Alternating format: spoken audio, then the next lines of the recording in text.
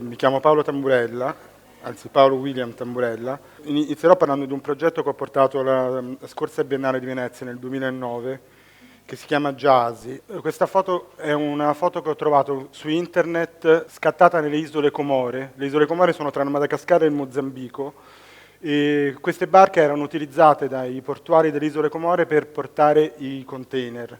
Leggendo l'articolo collegato a queste immagini ho scoperto che l'utilizzo di queste barche era stato proibito dal presidente delle Isole Comore per modernizzare il porto. Allora sono partito e sono andato nelle Isole Comore per capire che cosa fosse successo alle barche e soprattutto ai portuali del porto di Moroni.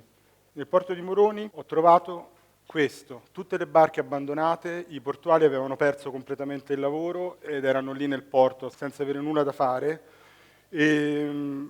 Vedere le barche in quella condizione mi ha fatto venire la voglia di fare immediatamente qualche cosa. Abbiamo preso una di queste barche dopo aver contattato il padrone e parlando con il padrone gli ho detto che volevo mettere a posto la barca e lui mi ha detto ma perché? Tanto queste barche non le possiamo usare più. Gli ho detto beh, comunque è un tale peccato che muoia così una barca, bisogna cercare almeno di sistemarla. Lavorando giorno e notte nel vecchio porto di Moroni abbiamo preso una di queste barche, l'abbiamo trascinata nel porto nuovo, ma mentre ero lì nel porto, una persona del governo è venuta da me chiedendomi che cosa stessi facendo lì con quelle, perché stessi mettendo a posto le barche.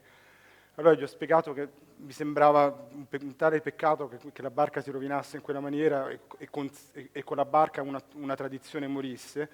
E lui mi ha detto, hai ragione, in realtà loro erano i colpevoli, perché erano loro che avevano proibito le cose. Mi ha detto, ma che ci si può fare con queste barche? Ho detto, beh, non lo so, per esempio si potrebbe prendere e portarla a Venezia. E lui mi ha detto, beh, parliamone. Allora io sono andato in Italia, ho parlato con quelli della Biennale di Venezia e loro mi hanno detto, ma perché non porti le isole Comore alla Biennale di Venezia? Ho detto, beh, aspetta, questo forse dovrò parlare ancora un po' di questa cosa. E hanno accettato di partecipare alla Biennale di Venezia con un progetto che criticava fondamentalmente il governo, quindi era abbastanza interessante. Abbiamo preso questa barca aperta, messa dentro un container e spedita a Venezia. Contemporaneamente 5 dei portuali delle Isole Comore che avevano perso il lavoro hanno avuto un visto per venire a Venezia a rappresentare il proprio paese. Questo è l'arrivo della barca a Marghera, questi sono loro. Questa è la barca rimontata 5 giorni prima dell'opening della Biennale. È arrivata con un mese e mezzo di ritardo il container. Questa è la banca ridipinta. E questo è il container. La cosa divertente è che ho cercato uno sponsor tecnico per limitare il danno, perché è stata una delle cose più... ancora devo scappare per questa cosa. Lo sponsor mi ha detto sì, però ovviamente vogliamo il logo della nostra azienda. Ho detto cos'è il logo? Capital Forwarding Solutions. Questo è in giro per Venezia e questo è durante i giorni dell'opening della Biennale. I portuali erano molto contenti di essere venuti a Venezia con questa occasione e volevano cantare e fare qualche cosa. La barca era messa di fronte ai giardini della Biennale, lui è uno dei portuali. Vi faccio sentire un video. Urore ne faranza, ilirigeri che mahabani. Urore ne faranza, nabia se domino anama.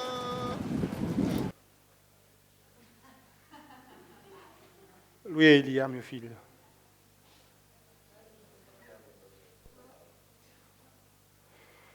Lo stesso lavoro, cioè il video di lui che cantava sopra la barca, l'ho mostrato a Dublino, all'interno di uno spazio industriale, che ho allagato completamente, ho messo il video della barca a dimensione naturale con sopra Ismael Combo, il docker che cantava.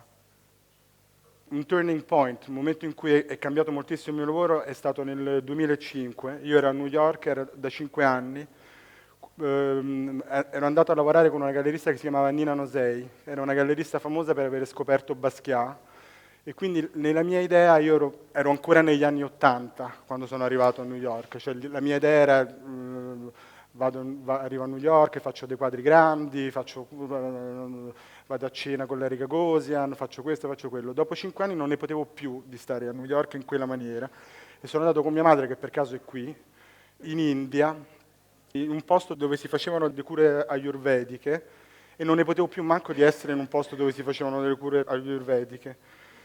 Allora sono andato a fare una passeggiata lungo la spiaggia, ho incontrato dei bambini che mi hanno chiesto se gli potessi comprare un pallone da calcio. E un bambino mi ha chiesto di dove siete, io ho detto di Roma. Allora mi ha fatto Totti. Ho detto ok, facciamo così, venite domani, facciamo 5 squadre di 11 bambini, e facciamo la scritta Totti e io regalerò a ogni squadra un pallone. Il giorno dopo sono arrivati i bambini e abbiamo fatto la scritta Totti. Sono andato a Trivandrum a cercare i palloni per i bambini e sono finito in un negozio di venditori di palloni, questo.